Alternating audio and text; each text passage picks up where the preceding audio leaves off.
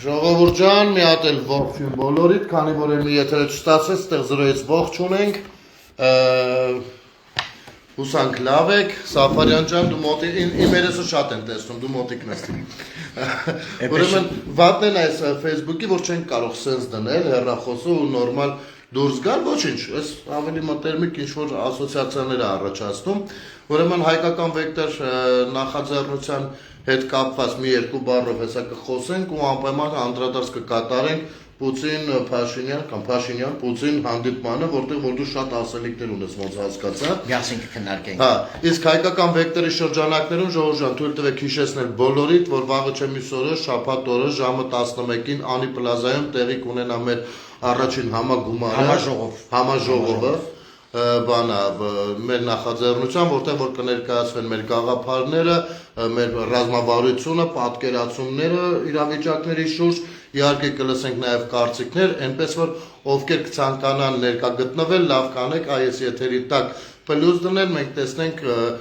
տեղերը դա սահմանափակ են, նաև ունենք հրավիրված արդեն մարդիկ եւ մարդիկ ովքեր արդեն գրանցվել են, այնպես որ ինչքան շուտ կազմակերպվի դա, այնքան լավ։ Շնորհակալություն, ես եմ ուզում կների կոչին միանամ մեր նախաձեռնության բոլոր անդամների նախաձեռնողների կողմից, բոլորիդ ովքեր բոլորին չէ, բայց ովքեր որ իրենց հոգեհարազատ են համարում հայկական վեկտորով, ովքեր հետաքրքրված են համարում հայկական վեկտորով, սիրով սպասում ենք եւ ճիշտ նշեց Գնել Սարգսյանը, մենք բնականաբար ունենք սահմանափակ տեղեր եւ պիտի կազմակերպական նկատառումներով իմանանք այնպես անենք եւ անհատապես հրավիրված մարդկանց եւ այլ եղանակներով հրավիրված մարդկանց տեղավորենք եւ նաեւ ձեզ եւ այս առումով խնդրում ենք գրել այս եթերի տակ, ինչպես նաեւ մեր Facebook-յան էջին միանալ, Facebook-յան էջի ուրեմն event-ի ներքո գրել ձեր մասնակցության մասին, որպեսզի մենք մեր հաշվարկները ճիշտ կառուցենք եւ մենք սիրով նախաձեռնողներով բոլորից սպասենք Անի հյուրանոցում Սայատնովա փողոցի վրա, չփոթեք, դա Վարդանանց փողոցի վրա գտնվող Անի Grand Plaza-ն չէ, դա Սայատնովա փողոցի վրա գտնվող Անի հյուրանոցն է, Անի սրահն է, շաբաթ օր, հանգստյան օր, գիտենք որ բոլորի համար զբաղված 11-ին սկսում ենք, հայավարի ասած, հե մաքսիմում 2-ին վերջացած կլինենք։ Մենք 2 ժամ եւ ոչ ավելի չենք խլի ձեր անձնական ժամանակից եւ նաեւ այդ օրը կտեսնեք նաեւ արդեն նախաձեռնության շատ անդամների, կլսեք նրանց, կլսեք մեր ծրագրային դրույթները եւ մենք տեղեկ կպահենք նաեւ մեր որոշումների մասին։ Հետագա քայլերին էլ առաջին ձեռքից կծանոթանանք։ Լավ, վեկտորի մասին դեռ կխոսենք, որովհետև տեխնիկական հագեցվածությունը այսքանով չի սահմանափակվելու առաջիկայում, վեկտորի իր ծրագրերը, իր գործունեությունը անընդհատ լուսաբանելու է, երևի դուք մինչև նաև փոդքասթային տարբերակով, տարբեր միացումներով եւ այլն։ Մենք ավելի լավ եթերներ ենք պատրաստում, ուղղակի տեխնիկապես որոշեցինք այսօր քանի որ խոսք ենք տվել Գնել Սարգսյանի հետ միասին լինել եթերում առաջիկայում, առաջի փորձից հետո ուղղակի մեր այս պահի ուրեմն լուծումը սադարավ եւ կարծում եմ ված չի լինելու, մանավանդ որ զրույցը շատ հետաքրքիր է։ Մի խոսքով տնավարի մենք մեր ոսով։ Մեկ էլ որ գրում եք, այդ պլյուսները մեկնաբանեք, այդ պլյուսների ինչ է։ Պլյուսները էտա գալու են։ Գալու եք։ Մինուսները չեն գալու։ Հասկացանք։ Բայց մինուսը չեն դնել, էլի որ չտխրենք։ Սաֆարյան ջան, բանը Փաշինյան Պուտին հանդիպումը բավականին լայն արձագանք է ստացել ոչ միայն Հայաստանում եւ ոչ միայն Ռուսաստանում, այլ հետխորհրդային երկրների տարածքներում, արդի ռուսալեզու հասարակության ամենաշատը խոսում են, որ այս ժողովրդավար երկրի մի փոքրիկ երկրի ղեկավարը ինչպես կարողացավ, ինչքան ճիշտ ու բան դրսևորեց, ինչպես արժևորեց իր պետության սահմանադրության կարևորությունը եւ այլն, կարողացավ Պուտինին անգամ միջև կոպիտ խոսույթ է օգտագործվում, որին ես այդքան եմ դեմ չեմ բնականաբար, որովհետեւ տարածաշրջանային հեգեմոն է, ուզենք թե չուզենք, ու մեր հարաբերությունները ինչ որ մեկի հետ, ինչ որ մյուսի հաշվին չպիտի լինի, այլ Հայաստանի Հանրապետության շահերից, ինքնիշխանությունից, տարածքային ամբողջականությունից ելնելով։ Բայց այստեղ դու ասացիր, որ դու ունես պորտֆել պատրաստել ու հանրությանը ներկայացնելու որոշ փակագծեր բացելու։ Ես գիտես ինչից եմ ուզում խոսենք, որովհետև սրանք հարցեր են, որոնք մաշում են մեր հասարակությանը։ Ճիշտ ասած, այս ներսում իրար մաշելու process-ում իր սուրբ գործն ունի նաև իշխանությունը հանուն արդարության, որովհետև մենք կարող ենք այս հարցերը վաղուց փակած լինել, եթե օրինակ պարոն Փաշինյանը ականջալուր լիներ տարբեր ֆորմատներում, առնվազն գոնե իմ կողմից հնչեցված եւ նաեւ հրապարակավ արված այդ կոչերից եւ պատերազմի քննության զեկույցը հրապարակվեր, որովհետեւ տեսեք 44-օրյա պատերազմի մեջ մենք այդպես մի օրում չենք մտել, մի արտահայտությունով ինչպես փորձում են որոշ մարդիկ ներկայացնել, մի արտահայտությունով չենք մտել։ Դա երկար ճանապարհ է եղել, որին շարժվել են Հայաստանն ու Արցախը, որոշ բաներ մեզանից թաքուն պահելով, որոշ բաներ ուրեմն սվաղելով, հա, եւ տեսեք նույն այդ խնդիրները ժայթքեցին եւ Մոսկվայում Փաշինյանի ու Պուտինի հանդիպման ընթացքում եւ դեռ ժայթքելու են, քանի դեռ իսկապես պեչատով ինչ-որ մի թուղթ չկա արժանահավատ, որտեղ տեսեք նույն Արցախի հետ կապվածում կամ ՀԱՊԿ-ի հետ կապվածում անդադ փոխադարձ մեղադրանքներ են։ Եվ այս սուտը շատ արձանագրում մի հատ գիծ չկա, որ ասենք քաշում ենք ու գնում ենք։ Այո, այդ գիծը չկա։ Իդեպ բանին եմ ուզում, այդ որոշ ընկերներ օրինակ կարծում են, որ այսքան պատահածից հետո պիտի Հայաստանի ղեկավարը չպիտի այլևս գնա Մոսկվա եւ այլն։ Ինձ թվում է մենք բոլորս հասուն մարդիկ ենք, անկախ մեր վերաբերմունքից իշխանության նկատմամբ անկախ այդ իշխանության մեջ գտնվող անձի ինքնությունից կամ անուն ազգանունից, որոնց ենք հասկանում, որ մենք այն վիճակում չենք մեկ, երկրորդը միջպետական հարաբերությունների էմոցիաների մասին չեն երկուս, որ ուղղակի այսպես դեմարշներ անես, չգնաս, խզես հարաբերություններ չստեղծելով նորերը եւ այլ, մի խոսքով, այս հարցը թվում է մեր հասարակության սթափ հատվածի մոտ փակ հարց է, գոնե adekvat մասա, բայց տեսեք, քանի որ մենք բոլորս թևակողել ենք եւ թևակողում ենք ընդրաշավի փուլ, այում այն ասած հոգի կրծող, մաշեցնող, մեզ մաշեցնող այդ դիսկուրսը ում մեղքով տեղի ունեցավ Արցախի հայաթափումը 23 թվականին Պրահայի վրա մեղք գցելով, այս ինչի համար է կարևոր, որովհետեւ տեսանելի է, որ մեր հայրենակիցների Արցախից փախստական դարձած մեր հայրենակիցների այս խնդիրները շահարկվում են նաև ներքաղաքական առումներով, նաև չէ, հենց հիմնականում հենց շահարկվում Մոսկվան, ինչպես Վլադիմիր Պուտինն ասում, ռուսամետ ուժերը փորձում են այդ խմբերին տրամադրել Հայաստանի Հանրապետության դեմ, դրա համար այս թեման, որը մենք քննարկելու ենք քո հետ միասին, չափազանց կարևոր է, որովհետև հերթական անգամ Վլադիմիր Պուտինը ըստ էության սուտ է արտաբերել եւ հերթական անգամ ես կասեմ նախորդ անգամ էլ երբեր արել, որոնց հերքելը ուղղակի գոնե մեր նման մարդկանց համար ովքեր առավոտի ծիրիկու քաղաքականության մեջ են, հետևում են, արձանագրում են, այդ ամեն ինչ արխիվացնում են, շատ արագ այդ ստերը բռնվում են։ Նախ շարունակվում է ասել, թե Արցախի Վլադիմիր Պուտինը Նիկոլ Փաշինյանին ակնարկում է, դե դուք Պրագայում ճանաչեցիք Ադրբեջանի տարածքային ամբողջական։ Ժամանակ այդ ակնարկները գալիս են։ Դրա համար եմ ասում, այդ թեման չի փակվում, որովհետև իշխանությունը, այն որ ասում 44-օրյա պատերազմ զեկույց, դա նաև արտաքին քաղաքական էլեմենտներն է, ինքը ռազմաքաղաքականը համակցված պիտի ներկայացնի, թե ինչը տարավ մեզ պատերազմի, ինչը տարավ Արցախի հայաթափմանը։ Եվ այստեղ Վլադիմիր Պուտինը ակնհայտորեն շարունակում է մեր թողից թույլ տրվի ասել, պղտորել ջրել, պղտոր ջրում ձուկ բռնել եւ փորձել ասել մի սուտ, ես օրինակ կուզենայի, որ Փաշինյանը մի փոքր ավելին հիշեցրած լիներ իրան։ Փաշինյանը այս առումով իսկապես ասելիք ունի, որովհետեւ Հայաստանը այս այն խնդիրն է, որտեղ Հայաստանը ամեն ինչ արել է, որպեսզի Արցախում հայությանը պահպանի։ Հիմա ես կասեմ են բոլոր իրեղենապատվիստները, որոնք դրա մասին են։ Ժողովուրդ ջան, այսքան տեղից առաջ այստեղից սկսում են սենսացիաները երևի, այնպես որ տարածում Սենսացիա են չի, բայց ամեն գոնե ուշադրության հրավիրենք ինքը, որ ասեմ, ինչ որ բացառիկություն ունի, բայց մեր հասարակությունը շատ լավ պիտի իմանա, էլի մանավանդ արցախցիների այդ հատվածը, որոնց մանիպուլացնում են, նաև հայաստանցիների հետ մասին, որ մանիպուլացնում են ու ներքաղաքական այդ դիսկուրսը թունավորվում այդ ստով, թե Հայաստանը գնաց Պրահայում ճանաչեց Ադրբեջանի տարածքային ամբողջականությունը եւ ահա դրա համար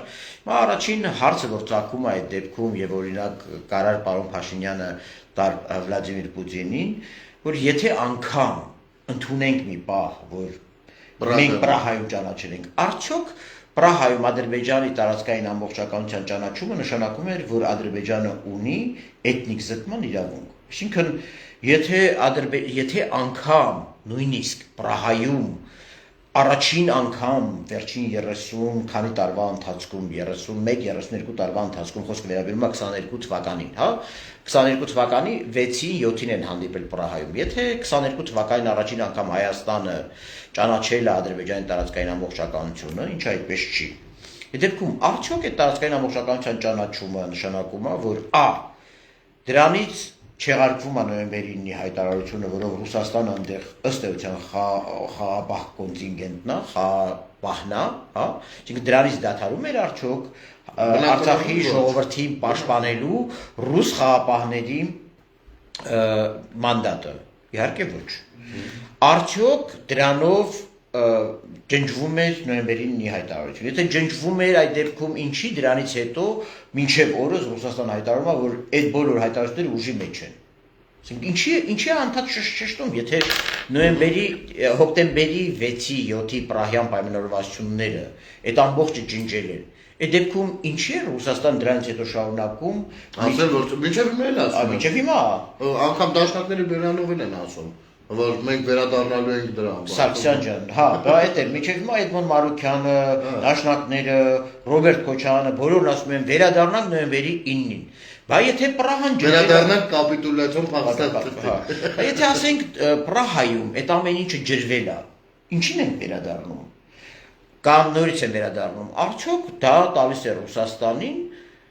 որպես իդեպ ՄԱԿ-ի անդամության խորհրդի անդամ պետություն, որը հավելյալ պարտավորություններ ունի, որպես հայ ժողովրդի դարավոր բարեկամ, որը էլի պարտավորություններ է դնում իր վրա, որպես 1997 թվականին կնքված հայ-ռուսական մեծ պայմանագրով Հայաստանի դաշնակից պետություն եւ որպես նոյեմբերի 9-ի երակոմ հայտարարությունով խաղապահի մանդատ ստացած կողմ արդյոք ինքը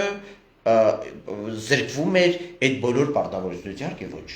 Հիմա ես ուղղակի առհասարակ այդ պարտավորվածությունները նշվել են հենց հաշվի առնելով այս կոթովարկածները։ Դե դրա համար եմ ասում, օրինակ Հայաստանի Հանրապետության վարչապետը շատ հանգիստ կարող էր ասել, որ Վլադիմիր Վլադիմիրովիչ այս ամեն ինչը Պրահա եւ այլ չի ջնջել այն պարտավորությունները, որը ունի Ռուսաստանը A որպես հայ ժողովրդի դարավոր բարեկամ, B որպես ՄԱԿ-ի անդամության գլխավոր ՄԱԿ-ի անդամության խորհրդի մշտական անդամ, G որպես ՀԱՊԿ-ի անդամ, D որպես Հայաստանի դաշնակից պետություն, որը նաև ռազմատեխնիկական փոխօգնության Բայց կարող է այդ ամեն ինչի մասին փակ տեղում են խոսել, որովհետև բացահայտված չեմ կարող ասել, բոլոր դեպքերում ես չեմ ասում վարչապետը փակ ասա ասել, ես ասում եմ էլ ինչ կարելի էր ասել, էլ ինչ կարելի էր ասել, որովհետև ժողովուրդ ջան, որպեսզի քանի որ մեր հայկական վեկտորը մենք բոլորս այս տարիների ընթացքում անկախ նրանից այս միջև նախաձեռնությունը նաև բոլորս ամեն մեկս մեր ամբիոնում, մեր հարթակում կարևոր ենք համարում մեր ճշմարտությունը, մեր ժողովրդին, մեր հասարակությանը հասցնել, դրա համար այն որ Գնես Սարգսյանն ասում է պապկայով եմ եկել, հիմա այդ անցնենք այդ պապկային եւ օթում հարցեր կախենք եւ այստեղի ռուսամետ ուժերին, ինչպես Վլադիմիր Պուտինն ասում, հա, միգուցե իրան կարողանան հանդիպել իրենց համար շատ մտահոգվող Վլադիմիր Վլադիմիրովիչի եւ օրինակ այդ հարցերը քանի որ Վլադիմիր Վլադիմիրիչը ինձ եւ քեզ չի լսում, Իրենց խելոք լսում։ իրանց լսում է, իրանց բոլոր ցանկությունները բավարարում է, անգամ միջպետական բանակցություններում Նիկոլ Փաշինյանի առաջ խնդրվում է, որ թողեք, որ իրանց գրանցեն, քանի որ իրանց լսում են,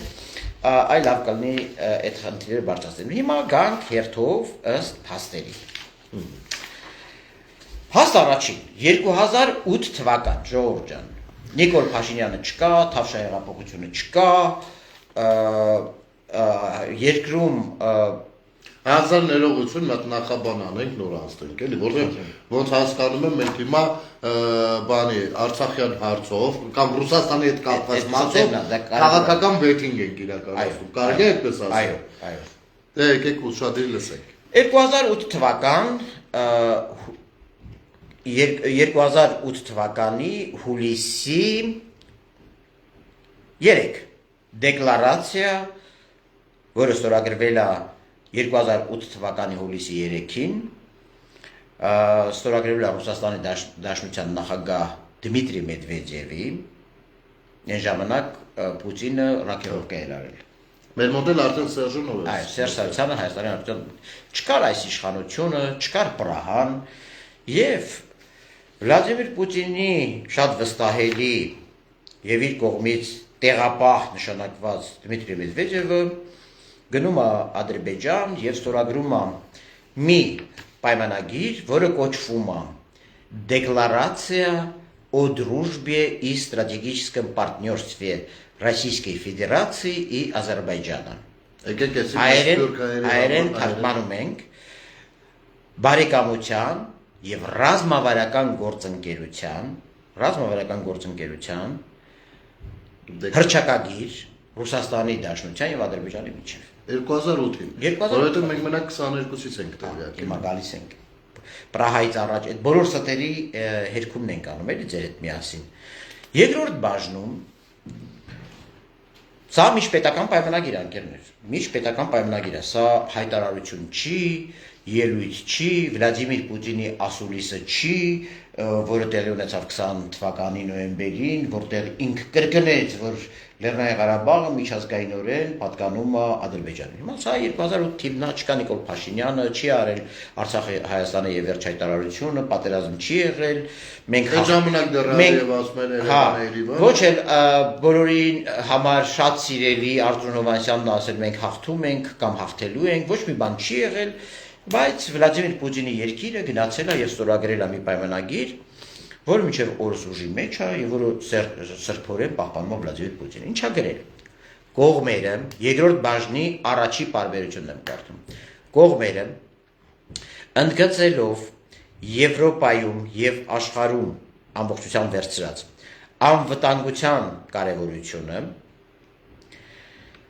վերահաստատելով միջազգայինորեն ճանաչված սահմանների ուժով փոփոխության անթույլատրելիությունը, ինքը ստորագրել են, որ Ռուսաստանը եւ Ադրբեջանը անթույլատրել են համարում միջազգայինորեն ճանաչված սահմանների փոփոխություն, բռնի փոփոխությունը, ուժով փոփոխությունը, հայտարարելով հարավային Կովկասում եւ Կասպիական տարածաշրջանում անվտանգության ապահովման բնագավառում համագործակցության ամրապնդման իրենց պատրաստակամությունը սա մի պարբերություն է այնուհետև կողմերը Պարզապես ռուսերից թարգմանում են կողմերը ընդգծում են ես լավ կլինի քանի որ սփյուռքահայ ընկերներ ունեն ես կուզենայի ռուսերենը կարդայի կողմերը ընդգծում են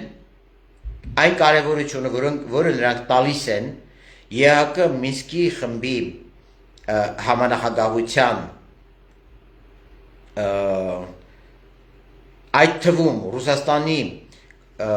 համանախագահությանը հետագայում ջանքեր գործադրելու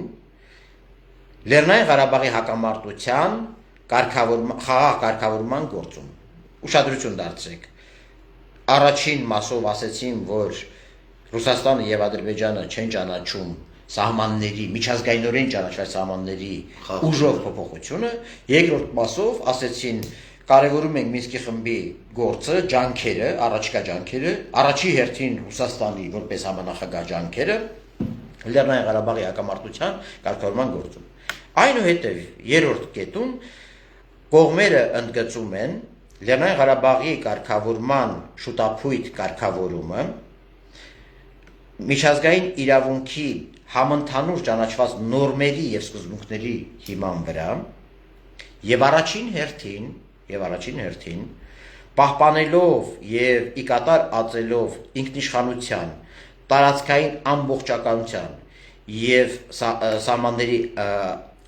անձեռնմխելիության սկզբունքները Ռուսաստանը ստորագրել է անկերներ սրա տակ։ Ինչպես նաեւ ՄԱԿ-ի անվտանգության խորհրդի 4 հայտնի բանաձևերը եւ ԵԱՀԿ որոշումները։ Ահա, այս մի կետով էլ Ռուսաստանը պարտավորություն է վերցրել, որ Ադրբեջան ջան, քո միջազգայինորեն ճանաչված տարածքային ամբողջականությունը ուժով փոփոխված միջազգայինորեն ճանաչված սահմանները վերականգնելու ենք իրար հետ։ Ես որպես համանախագահով վերականգնելու։ Սա գրել է եւ ստորագրել է Վլադիմիր Պուտինի տեղապահ Դմիտրի Մեդվեդևը։ Եվ վերջապես վերջի բաժնում գրել եմ, որ կողմերը պետք է նպաստեն փախստականների եւ տեղափոխված հակամարտությունից տեղափոխված անձանց կամավոր եւ անվտանգ վերադարձ։ Դե հիմա ինձ բացառ։ Սա 2008 թվին, ասենք, եթե տարածքներ հետ չենք տալիս, այն տարածքները, որոնց այսպես ասած Ադրբեջանին հանձնելու մեջ մեղադրում է Վլադիմիր Պուտինը եւ Պրահային, այդ ուր էր հետ բերում այդ փախստականներին, որ ստորագրում էր, ասում էր, ես որպես ԵԱԿ Մինսկի խմբի համանախագահող պարտավորվում եմ, որ շուտափույթ հետ բերենք ադրբեջանցի փախստականներին եւ կոնֆլիկտից տեղահանված անձանց իրենց բնակության նախկին բնակարանը։ Վստահաբար իմ կարծիքով Սաֆարյան ջան, այդ ժամանակները հաշվարկներել են մոտավոր արել թե ինչ թվով փախստականների մասին է խոսքը ու այս 300,000 թիվը որ վերցրել են, ընդդիմությունը շատ ասում է թիվը կիրառել, դա կբերեն կտեսնեք, արդեն իրենք այստեղ ակին բաներ առաջընթացում են։ Շատ ճիշտ ես։ Ամեն շատ վաղուցապլանավորված։ Ու կներես ամենավատ բանը, որ Արցախահայությանը, այսինքն Արցախի էթնիկ բնակչությանը բերում են, իջացնում հասնում փախստականների մակարդակի զրույցը։ Չէ, նույնիսկ այդ ուրիշ խնդիր է, դա ուրիշ ողբերգություն է, այստեղ հարցը նրանում է, որ ինքը լինելով Հայաստանի Հանրապետության ռազմավարական դաշնակիցը գնացել է, ասել է, քո հետ իմ հարաբերությունները բարձրացնում եմ ռազմավարական գործընկերության մակարդակի, լավ ես անում, քո իրավունքն է, բայց այնտեղ ասել է, սրա գինը, որ ես վճարում եմ, այնն է, որ ես ճանաչում եմ, որ քո սահմանները ուժով փոփոխվել են, ես ու դու այսուհետ համագործակցելու ենք, որ դրանք վերականգնվեն, ես ու դու համագործակցելու ենք, որ քո տարածքային ամբողջականությունը պահպանվի, ես որպես համանախագահ պարտավորվում եմ, որ այդ կոնֆլիկտը, Լեռնային Ղարաբաղի կոնֆլիկտը լուծվի տարածքային ամբողջականության շրջանակներում քո, վերադարձվենք քո տարածքները եւ փախստականներից վերադարձնենք շուտափույթ կամավոր։ Ինչին էլ հետևեց արդեն մեծ բարձրով զենքերի բաժան։ Գիտեք, ամբողջ խնդիրը այս հələ մի փաստաթուղթն է։ Սա Պրահայից քանի տարի առաջ է, 18 տարի առաջ է։ Վլադիմիր Պուտինը կանգնում է Նիկոլ Փաշինյանի ներկայությամբ ասում է. «Դե գիտեք, դուք Պրահայում ճանաչեցիք 14 տարի, մենք էլ 14 տարի»։ Հիմա ասենք այս կարգի բաները հասարակության տեղյակ չեն եղել, այն խեղճ ու կրակ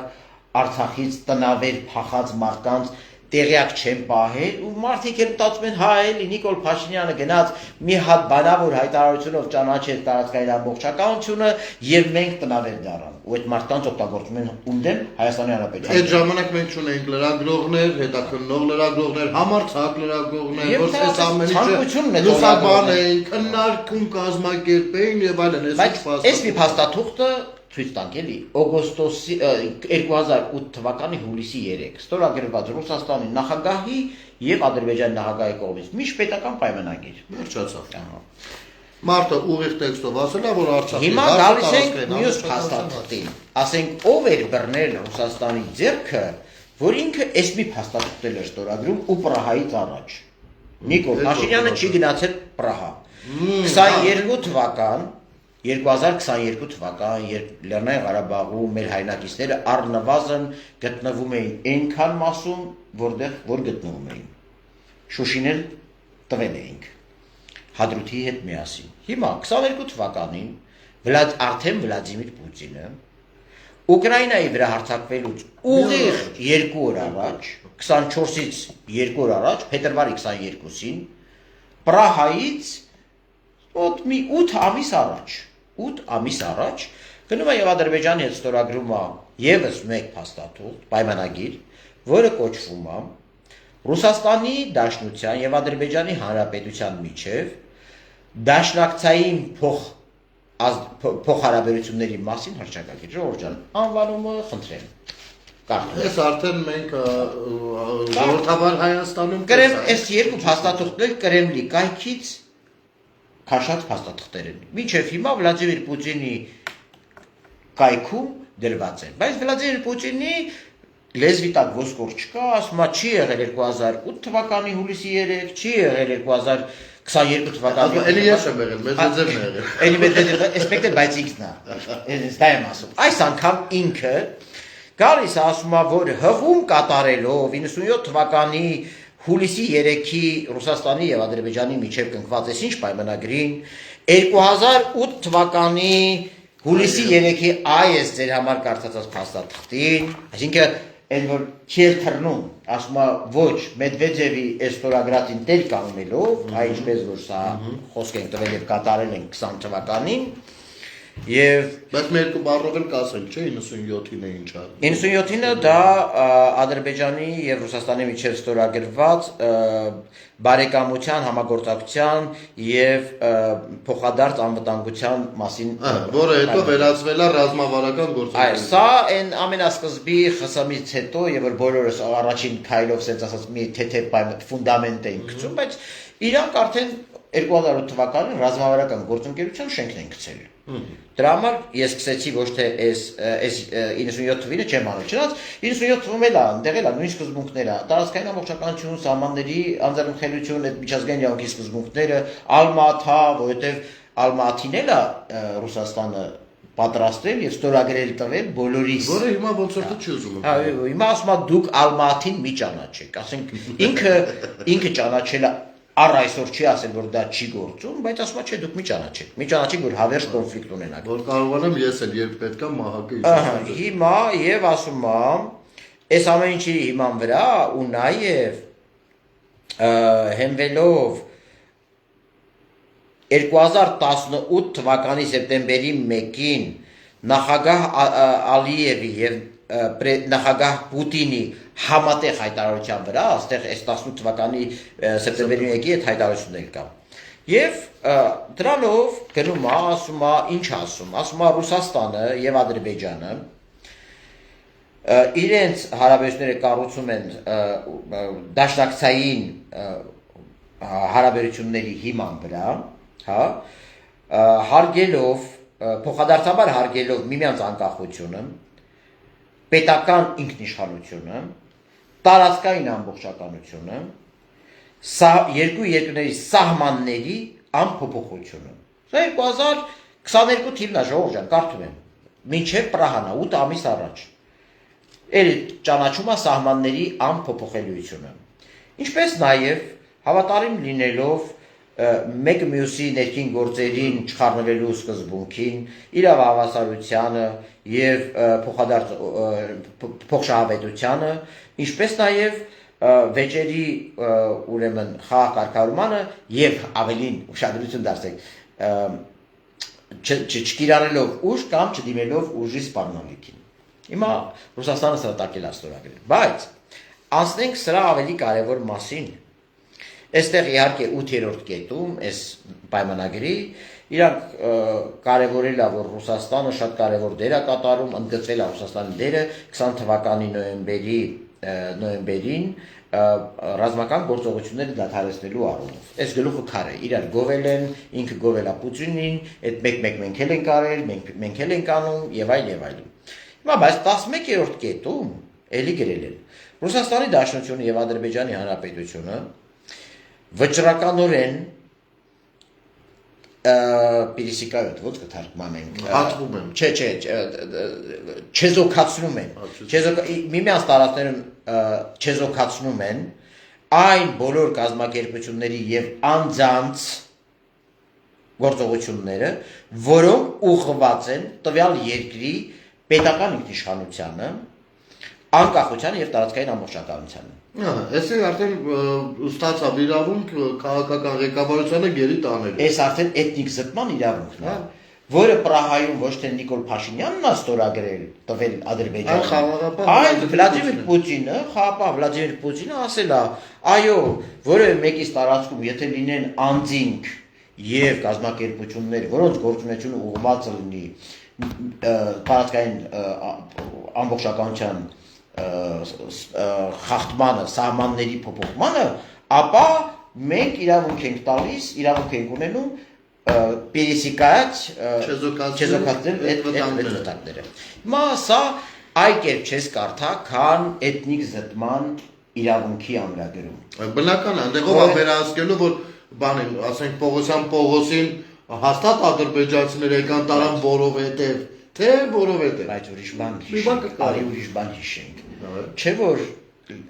սեպտեմբերի 19-ին 23 թվականի երբ Ադրբեջանը 10-ամյա շրջափակումից հետո 10-ամյա շրջափակումից հետո գնաց այդ գործողությանը, ինչ դրեց իր անունը հակատերորիստական գործունեություն։ Ինչ ասեց Մարիա Զախարովան, ասեց Ադրբեջանի քայլերը եղել են հակահավաքչական գործողություն։ Հիմա շարունակում ենք այս կետը սիմետրիկ ուկրաինական գործողություն։ Այո, որտեվ պատահական չենք շեշտում, որ 2 օր առաջ Ուկրաինայի հարձակումից 2 օր առաջ ինքը ստորագրել է, որտեվ ինքն էլ նույն բանն անելու այնտեղ Ուկրաինայում։ Ուղղակի մի 10 ամիս Ալիևին էլ 11-16-րդ կետերով տվել է նույն իրավունքը։ Ինչ ասել։ Անվտանգության ապահովման նպատակով աջակցելու համար խաղաղությանը եւ կայունությանը Ռուսաստանի Դաշնությունը եւ Ադրբեջանի Հանրապետությունը կարող են դիտարկել միմյանց օգնություն ցուցաբերելու հնարավորությունները ՄԱԿ-ի ՄԱԿ-ի կանոնադրության հիման վրա, ինչպես նաև այլ միջազգային պայմանագրերով հաշվի առնելով կողմերի յուրաքանչյուրի միջազգային ստանալու պարտավորությունները։ Սա դեռ մի փոքր մի կողմ ենք դնում 18-րդ կետը, ամենակարևոր կետը, կետերից մեկը, 11-րդ եւ 18-րդը իրար հետ կապ ունեն այս պայմանագրերի։ Ռուսաստանի Դաշնությունը եւ Ադրբեջանի Հանրապետությունը միավորում են իրենց ջանքերը հակազդելու եւ չեզոքացնելու միջազգային տերորիզմի սպառնալիքները, միջազգային տերորիզմի, ծայրահեղականության, էքստրեմիզմի եւ սեպարատիզմի անջատողականության դեմ պայքարում։ Ղարաբաղը ինչ էր։ Անջատողականության դեպքը։ Այսինքն ինքը ասում է Ռուսաստանի Դաշնությունը, այսինքն Ղարաբաղում տեղակայված ռուս խաղաղապահները գործողության վրա էս հաշտուփակ է, ավելին համագործակցում են, իրանք միավորում են իրենց ջանքերը հակազդելու եւ չեզոքացնելու այն վտանգները, որոնք ուղղված են միջազգային ահաբեկչությանը, ծայրահեղականության եւ սեպարատիզմին, տրանս ազգային, այսինքն վերպետական կազմակերպված հանցավորությանը, սպառազինության անօրինական շրջանառությանը, հիշեք ինչ էին ասում էին Հայաստանի զենք է գնում այնտեղ, ականներ է գնում, չէ՞, կարծում դրա մասին։ Դա ասում էին 20 թվականից հետո Հայաստանը նոր ականներ է գնել միջազգային դատարանում, Լաչինի միջանցքը փակվել է, այդ հիմնավորմամբ Հայաստանից Արցախ զենք է մտնում։ Դրա հիմնավորում, որը ինքը իրան մեկնաբանել են այս պայմանագրով, Ադրբեջանն ու Ռուսաստանը մեկնաբանել են որպես անջատողականությանը Հայաստանի կողմից ցուցաբերվող աջակցություն եւ հետեւաբար, քանի որ այս 18-րդ կետով պայմանավորվել են, որ իրանք ջանքերը պետք է համատեղեն, իրանք համատեղել փակեցին միջանցքը։ Բայց ստեղ մի հատ ուրիշ բան էլ կա։ Այս ամեն ինչի մեջ նաեւ գործողության առումով ստացվում է Ռուսաստանի մեկնաբանությամբ, որ բանը այնտեղի ապրող հայ ժողովուրդն է վտանգնու, այս խմբավորումները վտանգ են ներկայացրել ադրբեջանցիներին, չէ՞։ Այսինքն այս խաղաղապահ կոնտինգենտը, ոսպես ամեն ինչ արել են, որ բան լինի ու Բնական է, որ այդ հանցագործները էթնիկ զտման են ենթարկվել, էլի։ Այսինքն մենք պաշտպանել ենք դա։ Այսինքն իրանք Աստվածի, տեսեք, այստեղ մաքրում են իրան։ Ղարաբաղի բանակը դիտարկվել է որպես էքստրեմիզմի, տերորիզմի, կազմակերպված հանցավորության խմբավորում, հա։ Արցախի քաղաքական ղեկավարությունը դիտարկվել է որպես անջատողականներ։ Արցախի սովորական մարդիկ ընկալվել են որպես անջատողականության ուղղակի նպաստող մի բան։ Իսկ այդ ամեն ինչի դեմ Ռուսաստանն ու Ադրբեջանը գրել են պայքարելու ենք միասին։ Դրա համար միասին սահմանը փակեցին, բայց շարունակում են։ Այս ամբողջը ուրեմն նարկոտիկների եւ այլնի մարդկանց առևտրի ուրեմն ինֆորմացիոն կոմունիկացիոն տեխնոլոգիաների շրջանառություն եւ այլն, բայց այստեղ ամենակարևորը նա է, որ Ադրբեջանն ու Ռուսաստանը ասել են մենք մեր ջանքերը միատեղելու ենք, որպեսզի չեզոքացնենք եւ վերացնենք մեզանից յուրաքանչյուրին ուղղված անջատողականության, ծայրահեղականության եւ տերորիզմի դա արդեն գիտենք մեկնաբանությունների դաշտում ուր տարա։ Հիմա գալիս ենք այս պայմանագրից եւս երկու կետի 29-րդ կետում ասում է այս 29-րդ այս երկու կետերը կապ ունեին Արցախը բնաջնջելու եւ էթնիկ զտելու հետ 29-րդ կետերը Միջանցքի հետ կապ ունի Այս գործակի կետը 29-րդ կետը կողմերը մտադիր են հետևականորեն զարգացնել իրենց պոտենցիալը տրանզիտ տրանսպորտային փոխազդեցություններում, այսինքն ճանապարհների աղում, օգտագործելով տեխնոլոգիաներ, ինտելեկտուալ տրանսպորտային համակարգերի տեխնոլոգիաներ եւ технических и экономических условий для устойчивого полномасштабного функционирования международного транспортного коридора Север-Юг. Այսինքն այդ հյուսիս հարավը, որը պետք է կապեր Ռուսաստանը, Ադրբեջանը, Իրանը, ասում է, այս ճանապարհը մենք պետք է գծենք։ Այս գինն է։ Այս Ղարաբաղի այս ճանապարհը, որ իրանք ուզում էին հաստատեին Ադրբեջանի բանով եւ վճարում էին Ադրբեջանի ուզածը, այս ճանապարհն է նաեւ գինը։ Բայց երկրորդն էլ կա, 30-րդ կետը, հյուսիս հարավը։ Стороны будут поддерживать усилия друг друга в решении вопросов обеспечения безопасности и бесперебойного функционирования международных транспортных коридоров, проходящих через их территории, и предоставляют друг другу благоприятные условия для транзитных перевозок в рамках национального законодательства и двухсторонних договоренностей. Այս վերաբերվում է միմյանց տարածքով տրանսպորտային կարիդորների գաղափարին, սա ինչի է կարևոր, որովհետև այս այն թվերն է, եւ որ 22 թվականին Ադրբեջանն ու Ռուսաստանը ընկել էին Հայաստանի բկից բռնել էին, ասում էին Միջանցք պետք է տակ, որովհետև ում պետք է տակ Ռուսաստանը պետք է տակ։ Եվ Ռուսաստանի ու Ադրբեջանի կապը այդպես կոչված Զանգեզուրյան կարիդորով հենց դա էր, որ Ռուսաստանն ասում էր, ես որ Հայաստանից վերցնեմ այդ Միջանցքը Զանգեզուրի, այ այս կոմոտով դու ես երաշխավորվում Հայաստանի տարածքով էլ քանի որ դա ինձ է տրված, ես եմ Ադրբեջանը դառնում է խաղաղ։ Սա ժողովուրդ ջան, այս ամբողջը Ղարաբաղի դավադրության փաստաթուղթն է, ինչպես որ սա 20 թվական, այս 2008-ը սա 20 թվականի պատերազմի համաձայնությունն է 2008 թվականի։ Սա 23 թվականի Արցախի էթնիկ զտման համաձայնությունն է։ Այս երկու փաստաթղթերը դրա մասին են, որտեղ հիմա ես շատ լավ կլինի, որ մեր արցախցի եղբայրները, քույրերը այս ամեն ինչին չնայեն, նայեք, հարցը ինչի դուք մեզ կընդունեք, թե չէ, թե դուք կոնտրոլացիոն կապ չունի, բայց ձեր մեկնաբանություններում, ձեր մտքի մեջ իմանաք ճշմարտությունը ու գնահատականներ տակ։ Ոչ թե չնայած արցախցիների մեծամասնությունը պիտի ասեմ, որ հիանալի հասկանում adekvat են։ Մի խումբ կա, որը սենց ուղակի կուրացա։ Այդ խմբից ամենտեղ կա, մենակ Արցախում չէ, Բանգլադեշում էլ կա, ասենք, էլի սենց ասում։ Դե դրա համար եմ ասում, մեր նպատակը, մեր հայկական վեկտորի բոլորիս նպատակը մինչև ցայել է եղել, այս ճշմարտությունը հասարակությանը հասցնել, հիմա էլ է այդ ճշմարտության վեկտորը գծելը դրա եւ նաեւ զուգահեռ գործել, որովհետեւ ճշմարտությունը ասելը մի բան է, դրանից բխողությունները վերցնել մեր ուսերին մի քիչ այլ բան է, որտեղ որ ձեր աջակցության կարիքը ունենալու ենք։ Բայց հիմա գանք վերջի բանին։ Հիմա այս երկու փաստաթուղթն ժողովուրդ ջան, ինչպես տեսակ, կնքվել է, մեկը կնքվել է մինչև Նիկոլ Փաշինյանը նույնիսկ եւ որ Նիկոլ Փաշինյանը ընդամենը թերթի խմբագիր էր, այս մեկն էլ կնքվել է այն ժամանակ, եւ որ Արցախը մենք համաձայնել էինք ռուսական պլանին եւ տեղակայվել էին ռուս խաղապահներ, հավատալով, որ նրանք Արցախում գոնե խաղապահ գործառույթ իրականացնելու այդքանին պահելու են։ Այս արյութես որ տարընկալում է եղել։ Հիմա գանք մի հատ ավելի դաժան բանի։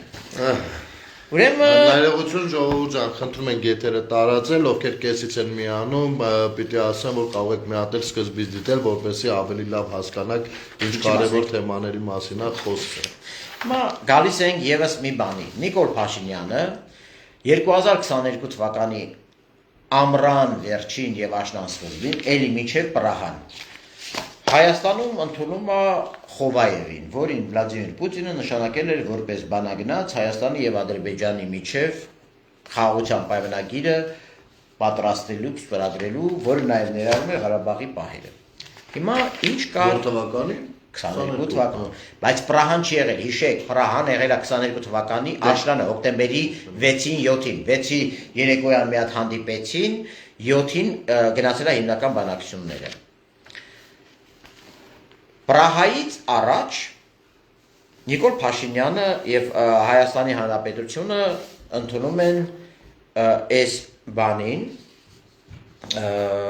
Խովայևին, Խովայևը գալիս է, ասում է ժողովուրդ ջան,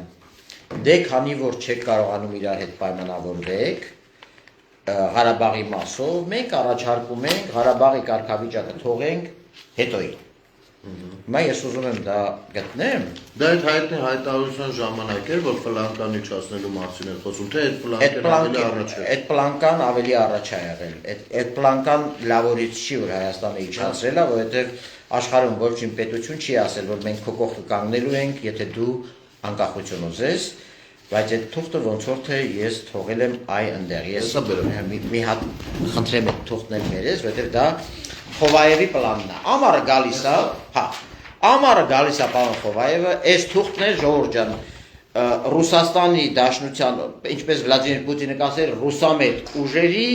պատկանող լրատվամիջոցում հայտնված թուղթ է, այսինքն ռուսերն են սլիվը տվել, հայերեն, ոչ հայերեն ասած, արտահոսք են տվել 168 ժամ թերթում, հա, որ չասեք էլի, որ ասենք ոչ CVK-ից ենք վերցրել, ոչ հայկական ժամանակից, բան,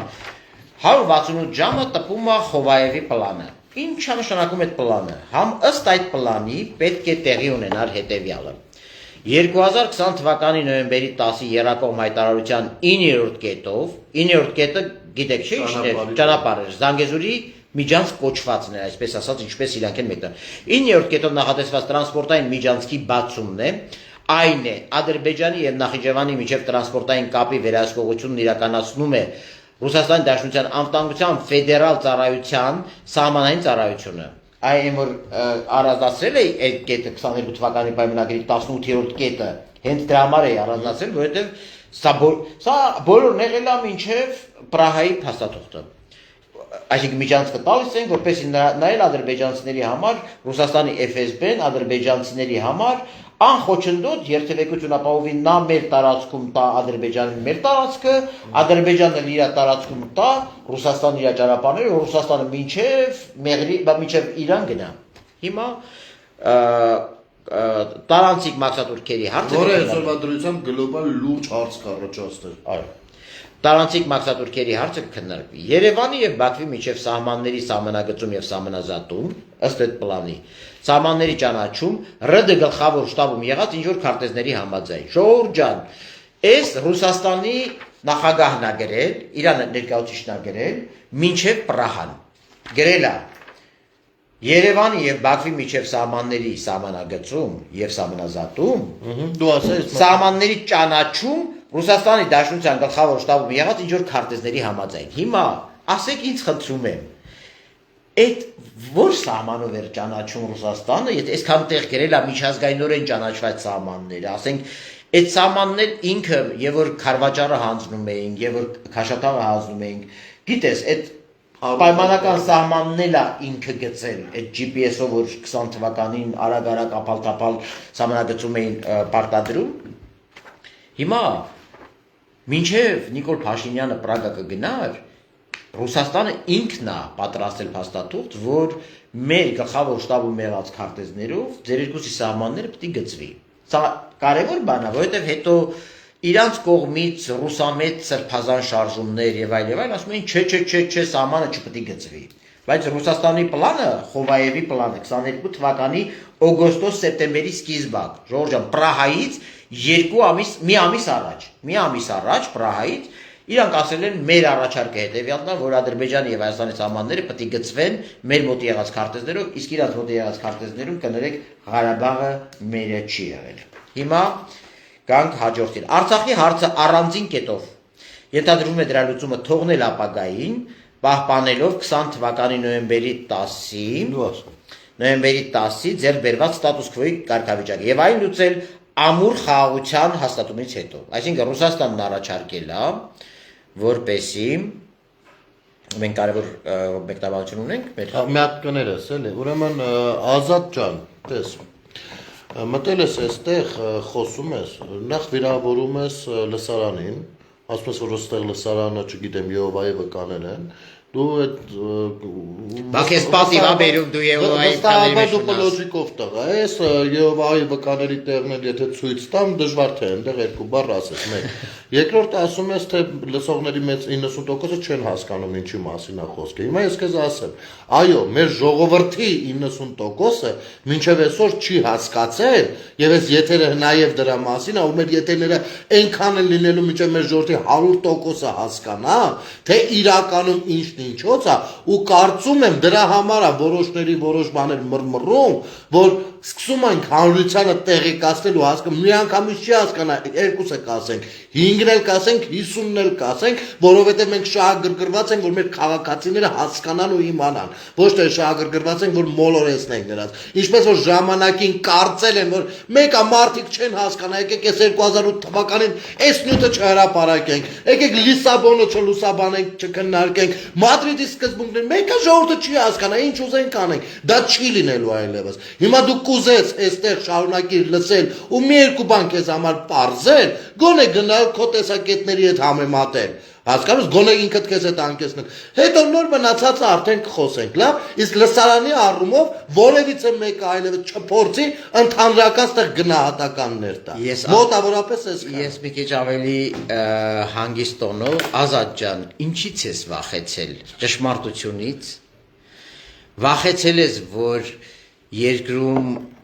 կարդալ գրել իմացող մարդիկ կա որոնք պայմանագրեր են կարդում հասարակության մյուս կարդալ գրել իմացող մարդկանց թղթեր դեմ տալ կամ ցույց տալ ինչից եք անհանգստացել ում համար եք անհանգստացել հանկարծ պարզել է իրանը որ Կրեմլի կայքը հասանելի ախր այդպես պետք է անհանգստանայիք որ Ղարաբաղը ձեռներիցս ստանում էին հա Սկզբից թղթերով էին տանում, այդպես պետք է անհանգստանայիք, մտնեիք Վլադիմիր Պուտինի պատերի տակ այդ թատրոնները տայիք եւ այլն, պետք է այդ բոլորը այն ժամանակ անեիք։ Ու եթե այդ ժամանակ ձեզ չհաջողվեր Վլադիմիր Պուտինի եւ Իլհամ Ալիևի արանքից փախցնել Ղարաբաղը, գոնե պետք է զենքը վերցնեիք, Գներ Սարգսյանի, մյուսների նման գնայիք Արցախում, Ղարաբաղը ընդեղ պայիք։ Էդ է եղել Արցախի փրկության ճանապարհը։ Սկզբից պետք է կարդալ իմանայիք, այո, որ կարդայիք, որ հասկանայիք։ Ասում ես կարդացել եմ, լավ ես արել, բա կարդացել ես, բա մենք էլ ենք, բա մենք այս խնդիրը մենք էլ ենք կարդում։ Բա հիմա Վլադիմիր Պուտինը ասում է, այս ամեն ինչը չէր լինի, եթե 2022 թվականի հոկտեմբերի 7-ին Պրագայում չլիներ, բա մենք չասենք, բա Վլադիմիր Վլադիմիրովիչ, բա 2008 թվականի հուլիսի 3-ին ինչ է ստորագրել, բա 2022 թվականի փետրվարի 22-ին ինչ է ստորագրել, բա 2022 թվականի օգոստոսին Խովայևը այս թուղթը որ բերել է ուտեչկան էլ տվել է Սաթիկ Սեյրանյանի թերթում 168 ժամում, այս ինչ ես գրել, այս ինչ սահման ես ճանաչում, չէ որ դա դեռ Պրահա չի եղել, բա այն ժամանակ Վլադիմիր Պուտինին ու մյուսներին հարցեր չունեիք, տղեկ։ Չէ, այդ ժամանակ իրենք զբաղված էին։ Դուք ուզում եք որ հետ Փաշինյանին ու իշխանություններին առասակ թիկունքից խփել կառավարության, որ սրանց տակից դժվարությամբ դուրս գան կամ առասակ չկարենան դուրս գալ։ Գնել ջան։ Ներողություն ժողովուրդ ջան, Փաշինյանը Ներողություն։ Փաշինյանը ես դու բոլորս անցողիկ մարդիկ ենք, հա։ Փաշինյանի խնդիրը չի։ Երկրի խնդիրն է ու Լեռնային Ղարաբաղում ես էլ դու էլ մեր բոլոր Ցավտանը 1900 սրա ժամանակ իրանք ստեղ ճանապարհներ են փակել, ես հիշում եմ, պագրիշկեկ էին հավաքել այստեղ, ես եմ ընկել մանեկել բան արել, ուղարկել, ես ու իմ ընկերների հետ, որ այս ինչ տեղներ են հավաքել, են ինչ տեղեր, որ ճանապարհներին լցնեն բառեր։ Ախր ես սրա սև գործը տեսել եմ։ Հիմա Հենց այս օրերին։ Հիմա ես ուզում եմ շարունակեմ հետեւյալը։ Մենք այս եթերը մենք ճշմարտությունը շուտվանից իմացող մարդիկ ենք։ Մեր դարդուցավը, մեր մտահոգությունը այն է, որ այ ձեր նման մարդիկ կան, որոնք չեն ուզում, որ արցախցիները, որոնք 30 տարի փակ տարածքում դիկտատուրայի պայմաններում առանց այլընտրանքային լրատվամիջոցությունից նույն վիճակում մենք ենք ապրել Հարուն Արտավազյան, բայց գոնե մենք այս կամ այն եղանակներում մի քիչ աշխարհի հետ շատ ենք շփվել, մի քիչ շատ բան ենք իմացել, այս ամեն ինչի մասին շատ շուտ ենք իմացել։ Հիմա ասենք Ռուսաստանի Դաշնության նախագահը ես ինչու ես հաղորդում ուզեցա անենք, որովհետև տեսա գրառումներ, տեսակ Վլադիմիր Պուտինը դեմ Նիկոլ Փաշինյանին ասեց, որ 2022 թվականի Դու ես ճանաչել։ Դու ճանաչել ես, դե ինչ անեմ։ Բա մենք էլ հարց ենք տալիս։ Բա այդ սուտը պետք է ասվի, որ սուտ է, թե չէ։ Արցախցին պետք է իմանա, թե իր տունը երբանից է քանդվել, երբանից են գումար խաղացել, ովքեր են գումար խաղացել իր տան վրա, ովքեր են իրանից պահել այս փաստաթղթերը գախտնի, որ ասենք Արցախցին, որին այսօր ուզում են օգտագործեն, կամ նույն հայաստանցին քո ասած, Հայաստանում էլ Արցախցի ասում ենք, այն խմբերը, որոնց օգտագործում են Հայաստանի Հանրապետության դեմ հիմա, այս ստերը լսելով գլուխները, ասենք, այս մարդիկ ինչի չեն իմացել, որ Ադրբեջանն ու Ռուսաստանը շուտվանից ստորագրել են, որ գնային 2008 թվականին ով էր, դեռևս Արկադի Ղուկասյանն էր, գնային բկից բռնեին, ասեին Արկադի Ղուկասյան, Ես մեր բարեկամ Ռուսաստանը առավոտից իրիկու ռուսի կենասն ենք խմում, Պուտինի կենասն ենք խմում ամեն առիթի։ Էս ինչ են ստորագրել Ադրբեջանի հետ։ Ինչի Արցախցին եւ ինչի Հայաստանցին չեն իմացել, որ Ադրբեջանն ու Ռուսաստանը այսպիսի թղթեր են ստորագրում։ Իմացել են, չեն իմացել։ Իսկ որն է նպատակը։ Հիմա կարդանք շարունակությունը։ Արցախի հարցը առանձին կետո, ես ասացի, որ ենթադրվում է Արցախի խնդրի լուծումը թողնել ապագային, պահպանելով 20 թվականի նոյեմբերի 10-ին ձեռք բերված ստատուս քոյի կարգավիճակը եւ այն լուծել ամուր խաղաղության հաստատումից հետո։ Հիմա, երբ որ այս կարգի բաները ստորագրվել են, կամ Ռուսաստանը ինքը Պուտինի գրասենյակը այս փաստաթուղթը տվել է Խովայևի ձեռ, ասել է գնա Բաքու, գնա Երևան, ու դա եղել է Պրահայից առաջ, մի ամիս առաջ, 2 ամիս առաջ, օգոստոս, 3 ամիս, սեպտեմբեր, հոկտեմբերի 7-ին, 2 ամիս առաջ, 2 ամիս առաջ, որ Պրահան չի եղել, Նիկոլ Փաշինյանը Պրահայում չի ճանաչել, բայց թուղթն ինչ է, այս ուր ես եկել այս թղթով, ըստ որում մի բան ասեմ էլի, Սոչիի հանդիպում տեղի ունեցավ Պրահայից հետո, բայց մի հատ փաստաթուղթ մինչև վերջ կարդանք, էլի ժողովուրդը էլ իմանա, թե մինչև Պրահան Ռուսաստանը ինչ էր առաջարկում արցախցիներին։ Ռուսաստանը առաջարկում էր, ասում էր, եկեք Արցախի կարգավիճակը տեղափոխենք ապագա, իրար հետ մի վիճեք հայեր եւ ադրբեջանցիներ, մենք կամրապնդենք խաղաղությունը, նոր դրանից հետո կքննարկենք։ Սա ուշադիր եղեք ժողովուրդ, որովհետեւ սա կարևոր է։ Սա այս միտքը հիշեք, իրանք ասել, որովհետև թե իրանք որ թվականին, որ դարում կկայունացնեին խաղաղությունը, լավ ենթադրենք 200 տարի հետո, ենթադրենք 20 տարի հետո։ Հետո ասում է Ադրբեջանի եւ Հայաստանի միջև այլ կոմունիկացիաների բացումը արդեն առանց տվյալ տրանսպորտային կոմունիկացիաների երկայնքով երակողմ ներկայության։ Այս մասին բաներին, այս տարբերակն ասել։ Ուշադրություն դարձրեք։ Փաստաթղթում նոյեմբերի 9-ի հայտարարության մեջ 9-րդ կետում առաջին բառը սկսում ասում տարածաշրջանի բոլոր կոմունիկացիաները բացենք, հետո նոր այդ թվում Սյունիքով տանկ ճանապարհ, չնայած Սյունիք էլ չի ասում, Հայաստանի տարածքով տանկ ճանապարհ, որ Ադրբեջանի կապվի Նախիջևանի հետ։ Ու Հայաստանը միշտ ասել է Այս ինչ եք առանձնացնում այս կետը Զանգեզուրի Միջանցք անուն դնելով ինչ եք առանձնացնում չէ որ դա բոլոր ճանապարհներին է վերաբերում պետք է բոլորը բացվեն պետք է բացվի Ղազախը պետք է բացվի Սադարակը ասել Փաշինյանը բերանացի է դա հիմա բայց ինչ է դա Խովայևի ձեռը տվել այս թուղթը Վլադիմիր Պուտինը մինչև Պրագան ու ասել է առաջինը բացվում է Միջանցքը հետո նոր Հայաստանի շրջափակում այսինքն իրանք նորից խախտել են նոյեմբերի 9-ի գրածը բայց անցնենք առաջ երկու հանրապետությունների նորից ցիտում եմ ժողովուրդ ջան մեջ բերում եմ արտահոսքը երկու հանրապետությունների այսինքն Հայաստանի եւ Ադրբեջանի միջեւ բոլոր կոմունիկացիաների բացում բոլոր բացող կոմունիկացիաները վերահսկվում են բացառապես Ադրբեջանի եւ Հայաստանի ուժերով ըստ այն տարածքների որտեղով անցնում են դրանք այսինքն երակողմ ներկայություն չի նախատեսվում պարզապես ընդհանուր հիվունքներով կոմունիկացիաներ երկու հանրապետությունների միջև սահմանագծման եւ սահմանազատման իրականացում ինչ հիմքով հայտնի չի, սա արդեն արտահոսքի մեկնաբանությունն է։ Միմյանց տարածքային ամբողջականության ընդունում եւ տարածքային հավակնությունների բացառում, էս էլ է եղել Խովայևի պլանում։ Այսինքն միմյանց նկատմամբ որ ոչ Հայաստանը ճանաչում է Ադրբեջանի տարածքային ամբողջականությունը, Ադրբեջանը ճանաչում է Հայաստանի տարածքային ամբողջականությունը, իրարից տարածք չեն պահանջում եւ չեն ասում որ Ղարաբաղը մերն է կամ մերը չի։ Հիմա Արցախի հարցը այս տարբերակում առհասարակ ընդգրկված չէ։ Ուշադրություն դարձրեք, սա 168 ժամի արտահոսքն եմ կարդում։ Սաթիկ նյուզը, այո։ Որը Խովայևենց հետ կապ ունի, ասեմ ձեզ։ Այդ ուտեչկան եկել աստեղ։ Հիմա ժողովուրդ ջան, Արցախի հարցը այս տարբերակում առհասարակ ընդգրկված չէ, ասին գրել է Սաթիկը։ Հիմա ճիշտ է, Սաթիկի թերթն է այսօր ասում Նիկոլը ճանաչեց Պրահայում բան, բայց ինքը տպել է սա, որ Խովայևը, որ պլանը բերել է օգոստոսի վերջին սեպտեմբերի սկզբին Ադրբեջան ու Հայաստան, այդ պլանում Արցախի հարցը չի եղել, այդ պլանում մենակ եղել է ճանապարհների հարցը, այդ պլանում խախտված է եղել նոյեմբերի 9-ի հերթականությունը, որ սկզբից մի հատ մեր աղբոր Զանգեզուրի Միջանցք տանք, հետո նոր ճանապարհներ բացենք։ Ճանապարհները կբացենք, գերիներին կբերենք, ինչ կանենք, այդ սա հետո։ Սա եղել է, այս բոլորը եղել է մինչև Պրահան։ Այս բոլորը գրել է Վլադիմիր Պուտինը։ Հիմա ասենք բացատրեք ինձ, սիրենք Նիկոլ Փաշինյանի փոխարեն թող լինի Ռոբերտ Քոչարյանը։ Կանգնենք ասենք Պրահայում է արվել այս ամեն ինչը։ Բա որ Պրահայում արվել այսքան թուղթ չի են ստորագրել։ Այսքան թուղթ մինչև Պրահան, որը եղել է թե ոնց պետք է լուծվի Ղարաբաղի հակամարտությունը, որը եղել է այն մասին, թե ոնց պետք է վարվեն Ադրբեջանն ու Ոնց պետք է էթնիկ զտում անեն եւ այլ։ Էդ էլ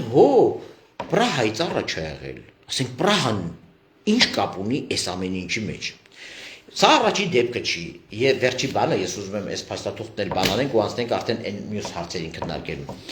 20 թվականի պատերազմից հետո Դու ուզում ես ամեն ինչը այսօր քննարկենք։ Չէ, մենք կարող քննարկենք։ Վաղը ավելի տեխնիկապես զինված կլինենք։ Բայց այս մեկը անենք սա կապը։ Ես հետաքրքիր բան եմ։ Այդ ոմանց համար ես հասկանում եմ, որ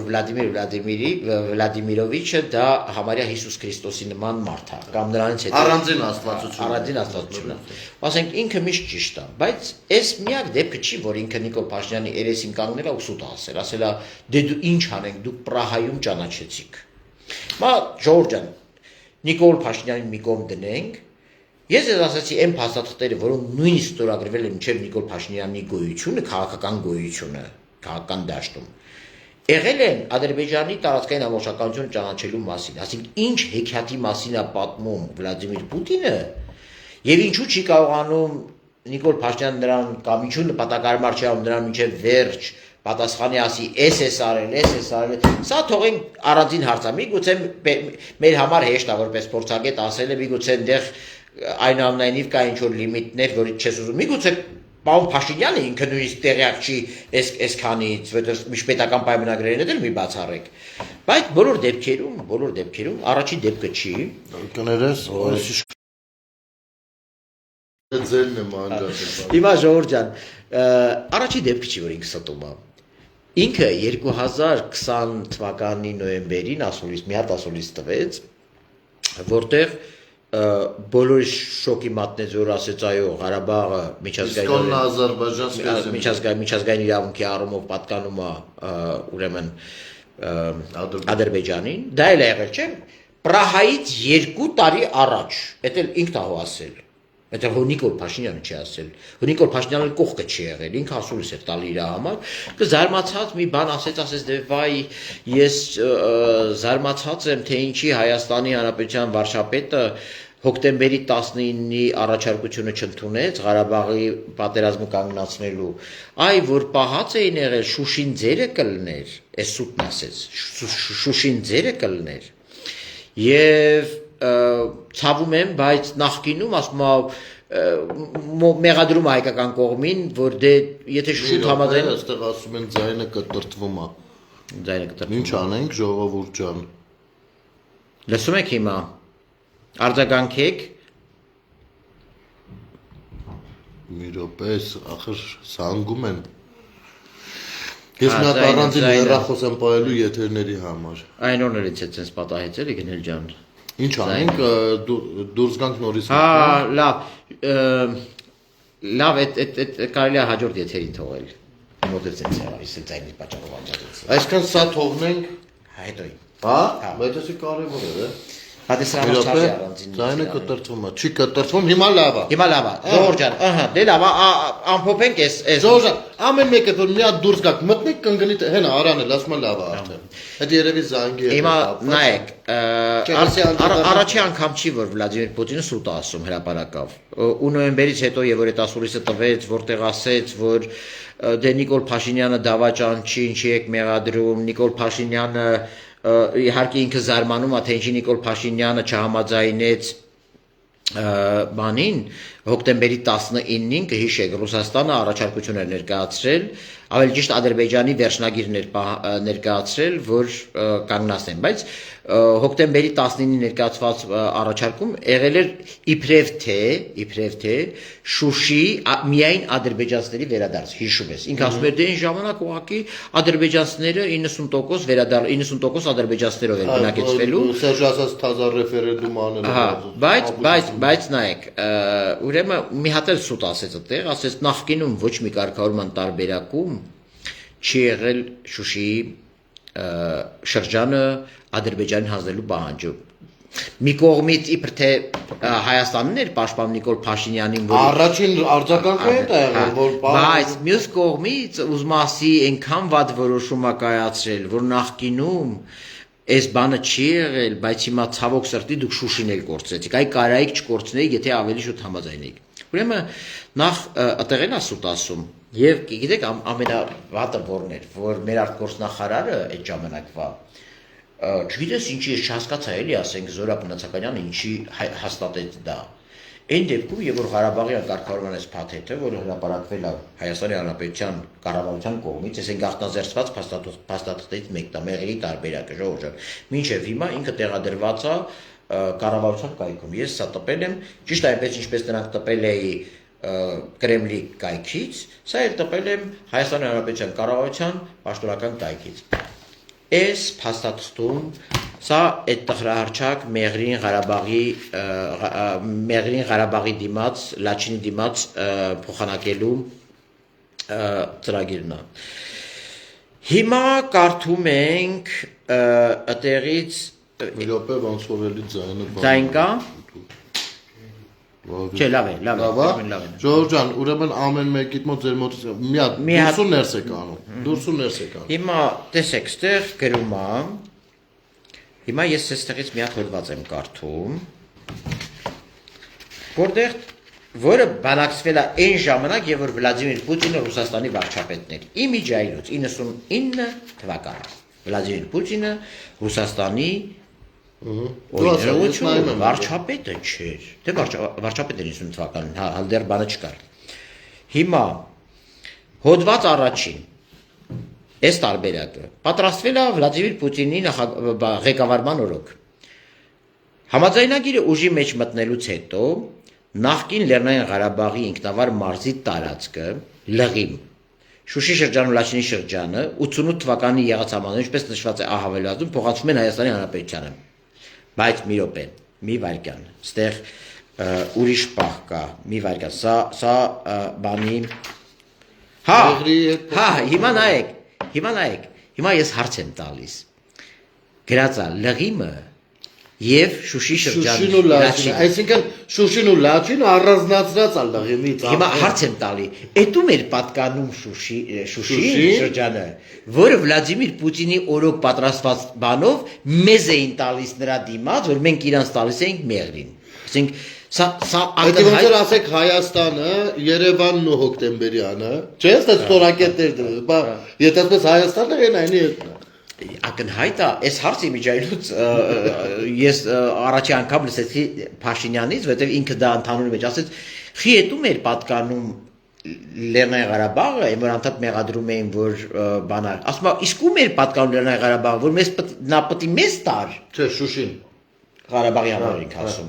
Ինքը ասում էր, «Էդու մա պատկանում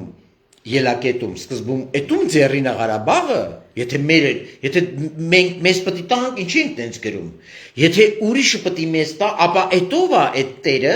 որ մեզ պետք է տա լղիմը, որ մենք իր դիմաց տանք 7 շրջան։ Հիմա նույն հարցի շրջանակներում Վլադիմիր Պուտինի օրոք պատրաստած թղթում, էդում էլ պատկանում Շուշիի շրջանը, որը պետք է մեզ տային։ Փոխանցեին մեզ լղիմի հետ միասին։ Այսինքն ինքը մտցրած ճիշտ ես նկատում։ Ինքը անգամ նախկին Լեռնային Ղարաբաղի ինքնավար մարզի կազմում փաթեթի մեջ չի եղել։ Սա միակ դեպքը չի ժողովուրդ ջան։ 2000 Քիվեստի տարբերակում էլ է եղել այս տարբերակը։ Քիվեստի տարբերակում եղել է Քիվեստի տարբերակում ես դա բարձ ասեմ Անգլիայում կազմակերպված մի հատ բարձրաստիճան միջոցառում կար, իրավունք չունեմ անուններ տալ, բայց Ղարաբաղյան խնդրով շատ առանցքային դիվանագետ կավ ասեց Շուշին պետք է հետ տրվի։ Ես այդ ժամանակ եմ մտածել որ Շուշին հետ տալու կետ կա բանի մեջ։ Դա 2006 թվականի բան եմ պատմում։ Չէ, ներողություն, 2004 կամ 5 թվականի բան եմ պատմում։ Քիվեստից հետո էր եղել։ Ու այդ ժամանակ ես հասկացա, որ Շուշին էլ է սակայն։ Շուշին այլ պատմություն է, Ղարաբաղը այլ պատմություն։ Հա, այնպես որ սա Վլադիմիր Պուտինի առաջի սուտը չի էլի։ Մի հատ էլ նա 20 թվականի նոյեմբերին ստեց, ասեց Շուշին երբեք չի եղել այս փաթեթների մեջ։ Որ չի եղել, հետո էր մեզ վերադարձնում Վլադիմիր Վլադիմիրովիչ։ Այդ ում էր պատկանում Շուշին, որ պետք է մեզ վերադարձնել այն բանի դիմաց, որ մենք իրան տալիս ենք Մեղրին։ Բարձր չէ որ դա մեզ չէ պատկանում։ Այստեղ պատահաբար է բանանում, որ դեռ Արցախում այդ շրջափակման օրերին եւ արդեն այստեղ էս վերջերս Վիտալի Բալասանյանը եւ նրան Հարողանձինք կամ առհասարակ Քոչարյանն Հարողանձինք հիշեցնում են Թուրքմենչայի պայմանագրի մասին։ Չէ որ Շուշին այդտեղ առանցքային նշանակություն ունի, հենց այդտեղ արենք այդ բաների մեջ։ Այնտեղ ռազմական գործողություններ, ինքը դե Բերթաքաղաք է, ինքը Բերթաքաղաքը շատ կարևոր է ինքը։ Իդեպ մենք Իդեպ ես եթերներից մեկում կարդացել եմ Թուրքմենչայի պայմանագիրը, հատուկ իրաց համար հասկացնելու համար, թե առհասարակ ինչքան վատ բան է դա հիշացնելը։ Ու բերել առաջին պլան։ Ազատը հարց ունի, Ազատ ասեք ինչ հարց ունեք։ Ուրա որ ասում եք, ասել է որ հարց։ Գնել Ազատը հարց ունի, Ռուզան Օհանջանյանն է գրում։ Հա, չէ, խնդալու բան է դրա։ Հա, օքեյ, հա։ Ժողովուրդ ջան, նենց որ այս սուտը շատ կարևոր է, դրա համար եմ ասում։ Այ եւ որ մենք 44 օրյա պատերազմի քննիչ հանձնաժողովի լիարժեք զեկույց ունենայինք, որտեղ մի բաժնում դուք կտեսնեիք, թե մեր դաշնակիցները եւ այլ պետություններ ինչ են խոստացել Ադրբեջանին, Ադրբեջանը դրա դիմաց ինչ է խոստացել այս փաստաթղթերը կնքելով, այդ դեպքում այսօր ոչ արցախցիների, ոչ Հայաստանի հասարակության այն հատվածի, որը կուրացած ինչ որ մեղադրանքներ է ներկայացնում, ոչ մեկ դրանց ուղեղը չեր լցնի, որ գիտեք Պրահայում Հայաստանը դավաճանություն է գործել, Հայաստանը ոչ մի դավաճանություն չի գործել։ Հայաստանը առավելագույնն է արել, եւ որ հասկացել է, որ ինքը միջազգային իրավունքի դաշտում միայնակ է, ուրիշ տարբերակ չի մնացել, քան մտածել ցածր նշածողի մասին, շատ ճիշտ հիշեցրեց Գրես Սարգսյանը։ Այդ լավ օրից չի եղել, որ Հայաստանին ասել են, եթե կդիտարկեք Ղարաբաղը որպես ինքնավարություն Ադրբեջանի կազմում, մենք կօգնենք։ Եթե չէ, գնացեք իրար կերեք։ Էս է եղել մեր առաջ դրված խնդիրը։ Հիմա սա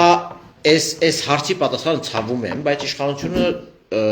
վատ է տալիս։ վատ է տալիս, դրա համար այս թեմաները չեն փակվում։ Այս թեմաները չի կարելի թողել, որ հասարակության ներսը կրծի։ Ասենք մենք ինչի պետք է այս նախընտրական շրջանում ապագայի մասին խոսելուց փոխարեն, հա, դրանց անցյալ են քրքրում, որովհետև անցյալի կեղծիքի վրա այլ երկիր, ստեղ իր մեծ ուժերով մեղադրանք է ներկայացնում ու հիմա նայեք, ասում են Հայաստանում արցախցիների նկատմամբ ատելություն է գեներացում, ես չեմ ասում այդ տհաճ երևույթը չունենք, Հայաստանը, այդ ցավոք սրտի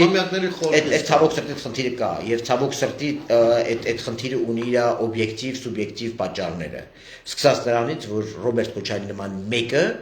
չպետք է գար Ղարաբաղյան կլան ստեղծեր ու այդ անունը վարկաբեկեր հիասթափածներ ամբողջ Ղարաբաղ, բայց միևնույնն է, անգամ դու գիտես հիմա Հայաստան դաշինք ստեղծել, բայց նայ, հիմա անգամ դու ինքդ էլ գիտես, որպես պատերազմ գնացած մարդ, դու ինքդ գիտես, որ նույնիսկ դա չի ազդել, որ քո նման տղեկը մարդիկ գնան Ղարաբաղը պաշտպանելու, բայց տեսեք, Ռուսաստանը Ռուսաստանի նախագահ այս կարգի ստերով, որ բոքում է անուղղակիորեն, որտեղ ստեղից մի քանի հոգի բռնում են այդ արտահայտությունը, ասում են, ահա, տեսեք Հայաստանը մեզ դավաճանեց, տեսեք Հայաստանը, սա ինչ անուն տաս, եթե չասես, որ սա դրսից հայաստանցի, ղարաբաղցի, այս ճեղքի վրա բենզին լցնելու, կրակի վրա բենզին լցնելու քայլ է սա։ Դրա համար այս եթերի նպատակը, որ մենք արեցինք գնել այդ միասին, իրականում այս ճշմարտությունը հասարակությանը հասնելն է, որովհետև մեր ժողովուրդը բարեբախտաբար և նաև ինչ-որ միտեղ ցավոք սրտի, մեր էլիտար կոչվող քաղաքական վերնախավեր շատ ավելի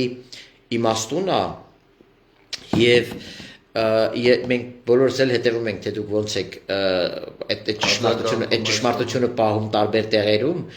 ու կարևոր է, որ Այսա հարցին կանդրադառնամ, հարցը կա Սաֆարյան ջան, դու միտքդ բանարար կամ ես ավարտեցի ուղղակի, որ դուք այս ամեն ինչի իմանաք։ Ազատը գրում է դուք իմի ճանաչում եք Արցախի Ադրբեջանի կազմում։ Ուրեմն նայ Ազատ, այդ հարցի պատասխանը ես մի միլիարդ անգամ տվել եմ։ Արցախը իմ պատմական հայրենիքի մասն է, իմ պատմական հայրենիքի մեջ շատ տարածքներ են մտնում։ Բայց մինչև քո այս բան մանիպուլյացիոն հարցին պատասխանելը ուզում եմ նախ դու մի հարցի պատասխանես, իմանամ ինչի հետ եմ դիսկուրսի մեջ մտնում, հա։ Դու ում կազմում ես ճանաչում կամ ճանաչել Արցախը։ Մի հատ այդ հարցին պատասխանի, ըստ այդմ ես կխնդրեմ մեր մյուս հետևորդների ներողություն կխնդրեմ մյուս հետևորդներին համբերությունը չարաշալու համար ու կպատասխանեմ քո հարցին։ Լավ, դու ում կազմում ես ճանաչել կամ ճանաչում Արցախը։ Մի հատ դա ասա, որովհետև անգամ կարող եմ քեզ հուշել։ Եղել են ժամանակներ, որ պարտադրվել ենք առհասարակ ոչ մեկի կազմում չճանաչվել, լրիվ անկախ ճանաչել, չգիտեմ։ Սենց տարբերակներ կա, դու ինքդ մի հատ գնա մտածի այդ հարցին, պատասխանի մնացածը կմտնենք այդ դիսկուսիա։ Ես Ազատին հարց տամ, էլ ես էլ քեզ Ազատ ջան, եթե հաղթած ժամանակ 30 տարի շարունակ Արցախը ճանաչել ես Ադրբեջանի միջազգայինորեն ճանաչված տարածքի մաս, իսկ դա անհերքելի փաստ է։ Հիմա դու ուզում ես, որ պարտված վիճակում Գնել Սարգսյանը, Ստեփան Սաֆարյանը եւ Հայաստանի Հանրապետության այլ քաղաքացիներ ում կազմում ճանաչեն եղբայր։ Հարցիդ հարցով եմ պատասխանում։ Դու հաղթած ժամանակ այդ հարցը չես տվել, որ մենք հաղթած ենք, ինչի եք Արցախը մեր հաղթած վիճակում ինչի եք Արցախը ճանաչել Ադրբեջանի միջազգայինորեն ճանաչված սահմանների մեջ ու քննարկել ընդամենը ինքնորոշման իրավունք, որ կարա լինի, կարա չլինի, իսկ եթե չլինի ինքը մնում է, շարունակում է մնալ Ադրբեջանի կազմում, էս է եղել խնդրի դրվածքը։ Այդ ինչի 30 տարի հաղթած ժամանակ այդ խնդիրը չեք բարձրացրել ու հիմա եկել եք ասում եք պարտված երկիր, պարտված Հայաստան, գնա Ադրբեջանի բկից բռնի ու Արցախը ուզի, ասենք լավ ուզեցինք, միջազգային իրավունքն է աշխատում Ազատ ջան, բա որ միջազգային իրավունքը աշխատում էր, պետք է գնելի ասած Թուրքմենչայի ու Գյուլիստանի պայմանագրեր հետ շրջեին, Կարսի պայմանագրից չեղարկեին,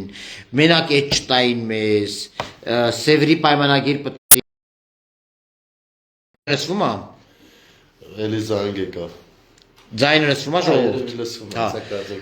Մենք էլի զանգ ստացանք։ Հիմա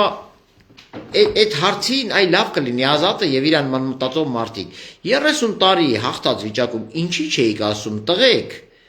Բա Արցախը, որ հաղթել ենք, պատերազմի դաշտում ենք հաղթել, իրավունքի դաշտում ենք հաղթել, բա Արցախն ինչի եք միջազգայինորեն ճանաչված Ադրբեջանի սահմաններում ճանաչել, ու ընդամենը ձեր կռիվը նրան արցախցիներին թույլ կտան հանրակրվե անեն, թե չեն անի։ Եթե չանեն, ուրեմն կմնա Ադրբեջանի մեջ։ Սա է եղել կարգավորման բոլոր տարբերակները։ Այստեղ մեզ Գայանեն շատ լավ դիտարկում է անում, իմիջայլոց Գայանե Ներսիսյանը, շնորհակալություն, ասում է շատ գնահատելի է, որ դուք եք նման բարձաբանումներ տալիս, որովհետև իշխանությունը շատ հարցերում կարող է կաշկանդված լինել։ Կարող է։ Իհարկե, ես համաձայն եմ, որ շատ հարցերում կարող է կաշկանդված լինել, շատ հարցերում մեդիա տիրույթը, կոնկրետ մեդիա բուլինգի է ենթարկում քաղաքականությանը, ու միշտ չի, որ լուսաբանում է Հայաստանի հետաքրքրություններից ելնող կամ Հայաստանի քաղաքացիների հետաքրքրություններից ելնող նյութեր կամ անգամ քննարկումները այդպես ինչ-որ շատ սկիսատ պռատ են անցնում եւ շատ ժամանակ հանդիպում ենք, երբ որ քննարկման մասնակիցը ավելի շահագրգռված է, քան քննարկում կազմակերպողը ինչ որ նյութ լուսաբանելու շրջանակներում, չէ՞, դες բաներ տեսնում ենք։ Եվ շնորհակալություն գնահատականի համար, բայց եկեք լավ, շատ sense բան չանենք, խորհելու բան կա, այստեղ Ժողովուրդ ջան, սա չի ամբողջ կապիկությունն ու մեյմունությունը։ Սա մի ընդամենը փոքր մասն է։ Սա միած sense բանա, որ էսրան էլ ուշադրություն դարձրեք, բայց առաջիկայում այնքան բաներ կան, եւ ոչ միայն Արցախի հարցով, ընդ որում, ասենք, թե հայաստանյան ներքաղաքական, թե նաեւ մեր դիրքորոշումների մասով, որովհետև այստեղ մի հատ էլի ներկայացնեմ, որովհետև հայկական վեկտորը, այսինքն հայկական կողմնորոշումը մտնում է գործողությունների փուլ, գործողությունների դաշտ եւ ամեն ինչ չի լինելու միայն այս մակարդակի, լինելու են նաեւ հետեւելու են նաեւ ամենատարբեր աշխատանքներ, միայն ոչ թե տեղեկացնելու մասին լինելու, այլ անգամ ձեզ առաջարկներ ենք անելու եւ անգամ լսելու ենք ձեր բոլորի առաջարկները։ Իսկ հիմա թույլ տվեք ասել, որ վաղուց մյուս օրը ապրիլի 4-ին ժամը 11-ին Անի պլազայում կլինի հանդիպում, կլինի ժողով, հա, ոնց ասեցիր այդ բանը, համաժողով, որտեղ կարող եք հրավիրված լինել նաև դուք, եթե դրա մասին նախապես հիմա սրատակ կտեղեկացնեք կամ կփորձեք կապվել մեզ հետ, հղումներ նախորդ հրապարակմանս իմեջում Facebook-յան կա, ժողովուրդ ջան, շատ շնորհակալ կլինենք, դա նրա մասին չի, որ վայ, եթե եկաք ուրեմն անպայման մեր թիմից, չէ, դուք կարող եք գալ ծանոթանալ մեր բուն գործունեությանը, հետո իհարկե ուրախ կլինենք ձեզ տեսնել մեր շարքերում, եթե կստացվի, չի ստացվի, ամեն դեպքում ծանոթ կլինեք մեր բուն ռազմավարությանը, մեր այն ուղղությունները, որոնք որ պահելու ենք մշտապես տեսադաշտում եւ իհարկե զուգահեռաբար այս ֆորմատով մի քիչ ավելի տեխնիկապես քրիստոնեական տեսքի բերած ձևով մեր քաղաքական վեթինգի ենք ենթարկելու առհասարակ ինչ կա չկա, որպեսզի գոնե մեր մակարդակով այդ գիծը քաշվի ու մենք կարողանանք վաղվա մասին հայտեր, հայցեր ու խոսույթ ձևավորել, պահանջներ ձևավորել։ Ընդհանուր առմամբ երևի այսպես, հա, Սաֆարյան ջան, խոստանանք, որ վաղ երկու խոսք ասեմ, ես նախ առաջին հերթին շնորհակալ եմ ձեզ մեծ համբերության համար, որովհետև երկար ժամանակ կա, դեր ժամանակը հատկացրել եք այս թեմային հետևելու համար, տեսնում ենք ինչքան շատ ուրեմն միացածներ կան եւ վստահ ենք, որ դեռևս շատ մարդիկ դեռ երեկոյան դիտելու են այս եթերը։ Գիտեք, քաղաքականության մեջ մեզ դրթող, մեր նախաձեռնության դրթող բաներից մեկը նա է եղել, որ իրանց ձևավորած պահանջը, որ ցավոք սրտի Հայաստանում ձևավորվել է մի մթնոլորտ, որտեղ այս խնդիրների մասին կարծես թե չեն խոսում։ Իրար մեղադրանքներ, լավ, քննադատությունը շատ նորմալ է կամ խոսում են շահախնդրորեն, բայց փաստ չեն դնում տակ, ուղղակի սենց մենք այդ առումով ուզում ենք, որ մեր հասարակությունը նախ առաջին հերթին այլևս երբեք կեղծիքի մեջ չապրի, մեզ 30 տարի պահել են կեղծիքի մեջ ու մենք դրա ապտակը տեսել ենք, մենք Արցախում էլ ենք տեսել դրա ապտակը ու եթե շարունակենք էլի թույլ տալ, որ կեղծեն իրականությունը, դրսից, ներսից, Վլադիմիր Պուտինը կլինի, թե ռուսամետ ուժերը կլինեն, թե պողոսամետ ուժերը կլինեն, ով կլինի, ժողովուրդ ջան, ներքին քաղաքական զրույցում դա տան նման մի բան է, պատկերացրեք տանը բոլորն իրար խաբեն։ տան բոլոր անդամները իրար խափեն, բոլորը սուտ ասեն։ Չենք այդ տանից ինչ կմնա, ոչինչ չի մնա։ Քաղաքականությունն էլ է, պետությունն էլ է տենց մի բան։ Եվ որ մենք թողում ենք սուտը տարածվի, եւ որ մենք թողում ենք որ դրսից այդ սուտը մտնի մեր մեջ, մեզանից շատերի բերաններով շրջանառվի ֆռա մեր ներսում, մենք էլի թույլ ենք տալի այդ կեղծիքի տեղը։ Այսօրվա մեր եթերի նպատակը ուղղակի դա կանխելն էր, որովհետեւ ես ինքս տեսա ու դրա համար գնելին ասեցի, արի այս թեման բան անենք, որովհետեւ մենք դեռ ապագայի հարցեր պիտի քննարկենք։ Վաղը չեմ իսօրը մենք ավելի շատ ապագայի հարցեր պիտի քննարկենք։ Ինչ պետք է լինի մեր տեսլականը Հայաստանի մասին, ոնց ենք տեսնում։ Իդեպ Ազատը, քանի որ այդպես քննարկում որ բոքեց, հա, մենք էլ ստեղից իրան հարցեր տվեցինք։ Ահա, պատասխանել է Ազատը։ Ուր այն Ես ճանաչել եմ Արցախը մի րոպե կորավ։ Ոնց հասկացա սովետական միության կազմում։ Գրել էր հելավ վերև։ Հետո մեկնաբանություններում էլի կնայենք։ Ազատ ջան, իսկ սովետական միությունը քո հայրենիքն էր, հարկի։ Սովետական միություն կա, որ ճանաչել եք դրա կազմում։ Ասենք իսկ ուր է սովետական միությունը։ Հիմա ասենք դուք ինչ եք ասում, ինչ եք առաջարկում, ասենք ով Իմի կարող եք ճանաչել Հայաստանը սովետական միության Ազատ ջան, բա որ սովետական միությունն էր, միության կազմում էիք ճանաչում։ Բա ինչի՞ չեք Հայաստանի Հանրապետության քաղաքացու մասեր եղբայր, մի պահեք Արցախը, մի կոտորեք ձեզ, սովետական միությունը կպահի այդ Արցախը։ Բա որ դուք պատկերացնում եք սովետական միության կազմում ու սովետական միության կազմի վերադարձել պատկերացնում եք Արցախի համար, ասեիք մենք էլ այս ազգովի այս ողբերգության մեջով չանցնեինք, իմանայինք որ սովետական միությունը պահում է այդ Արցախը։ Բա այդ Արցախը փոկվեց այդ սովետական միության որոշման պատճառով։ Սովետական միությունը ինքը 89 թվականին, եւ որ արցախցիները Լղիմի ու Շահումյանի գերագույն խորհուրդների այդ համատեղ որոշումներով դիմեցին առաջինը Մոսկվային, ուշադիր եղեք, առաջինը դիմել են Մոսկվային, ասել են անարդար որոշում է, մեզ կպցրեք, մեզ վերամիավորեք Հայաստանի հետ։ Մոսկվան է առաջինը մերժել, առաջինը մեզ չի մերժել Ադրբեջան ընկերներ։ Մեզ առաջինը 89 թվականին այն որ հիմա ոմանք սրտակեղեկ բան են անում, վայ, անկախության հռչակագրում 89 թվականի որոշումը, բան Հայաստանի հետ վերամիավորման, ժողովուրդ ջան, կամ Ազատն ասում է ճանաչենք խորհրդային միության կազմում։ Բա առաջինը խորհրդային միությունն է մեզ մերժել, առաջինը Այստեղ հարցեր են տալիս, իհարկե ժողովուրդ ջան, գիտեք, ես շատ կուզեմ, որ ունենանք մի հատ էլ տենց ձևաչափ, հարցերին ասենք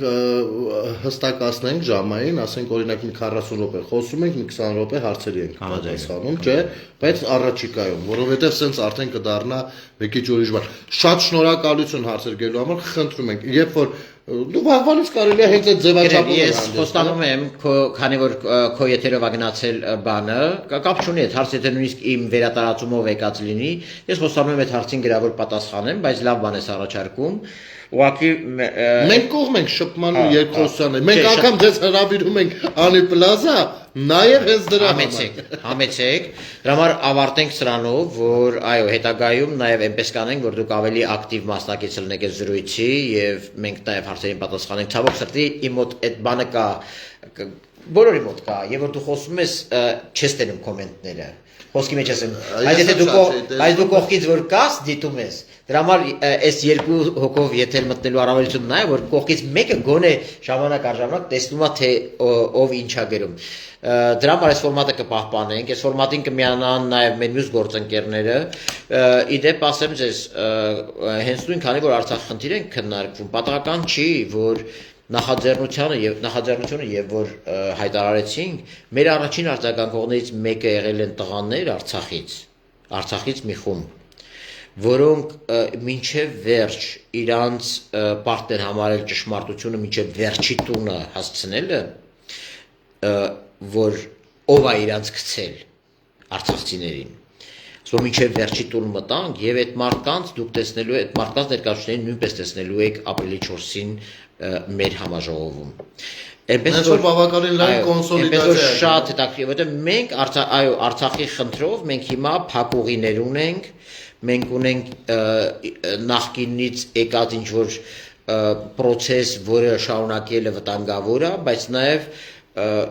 մեր նոր մեկնակետը, մեր նոր առաջարկը ձևավորման փուլում է, մենք չենք շտապում դրա համար, չենք ուզում տրվենք այդ վտանգավոր պոպուլիզմին ռազմահայրենասիրական, որին որոշ ուժեր, այսպես արցախցիներին վերադարձնելու ենք Հայաստան, Արցախը վերադարձնելու ենք մեզ եւ այլն, չենք ուզում այդ ավանտյուրան բերել, բայց այս բոլոր խնդիրների մասին լսելու համար մենք սիրով ես Գնել Սարգսյանը եւ Անի Եղազարյանը, Դավիթ Բաբայան, Յուրան, մյուսները բոլորը ովքեր լինելու են Սամվել Եդիգան, Վարամ Տրպելիկյան, Արամ Եդիգան եւ այլ անուններ չտամ, որովհետեւ լիքը մարդու մոռանալու է Շուշան Ազատյան, բոլորս հրավիրում ենք ձեզ շաբաթ օրը ժամը 11-ին 11-ից մինչև ժամը 2-ը Անի հյուրանոց Անի Սայատնովայի վրա, Սայատնովա 10-ին հասցեում, Անի սրա, չնայած հյուրանոցը գտնեք, այնտեղ դες հուշողներ կլինեն, որտեղ մոտենակ, բայց էլի մի խնդրանք, քանի որ բոլոր դեպքերում տեղերը ամենափակ են, եւ որպեսզի մենք ոտի վրա կանգնած, այսպես 2 ժամ չլսենք եւ այլն, մենք էլ ենք ուզում հասկանալ, թե ամրագրելու համար նախապես կապվեք կամ այստեղ մենք գիտենք, որ ճշմարտության նկատմամբ մեր հասարակությունը բարեբախտաբար պահպանում է իր հետաքրքրությունը, մենք գիտենք, որ մեր հասարակությունը ինքն էլ Հայաստանի վեկտորի իր փնտրտուքների մեջ է, դրա համար ասում ենք ձեզ եկեք եւ միասին ձևավորենք հայկական վեկտորը։ Կսպասենք ձեզ։ Ես չեմ սխալվում, մոտավորապես 14 ուղղություն ունենք խոսելու, բայց այդ ամեն ինչը բան չի լինի, ճառեր չեն լինելու, այնպես որ կհանդիպենք շաբաթ օրը։ Լավ եղեք ժողովուրդ ջան, ամեն ինչ շատ լավ է լինելու գիտեք, լավ երեկո ձեզ։